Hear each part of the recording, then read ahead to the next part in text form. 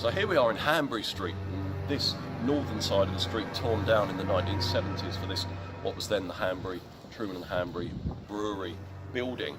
But it was the building that formerly stood there, number 29 Hanbury Street, where the last sighting of the Ripper's next victim, 46-year-old Annie Chapman, was made. Much like Polly, she'd been thrown out of her lodging house, made her way here, and somehow into the backyard of number 29. She was spotted with a man outside, and about the same time the man who lived next door heard a bang against his own fence and a woman's voice cry out.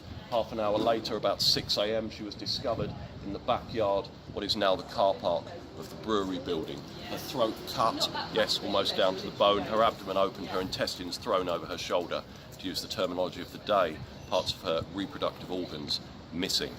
Now the killer at this point is the East End menace, the noiseless midnight terror. He hasn't yet got the name that has been fascinating people ever since, although it's to come soon. But still, there was a great deal of attention. Not only was Jack the Ripper the talk of the streets and the pubs, well, not Jack the Ripper, not only were these murders the talk of the pubs and the streets, but on the morning of the murder, the public gathered here. There was close to a riot here in Hanbury Street, also outside Commercial Street Station and back where we began in Bucks Row.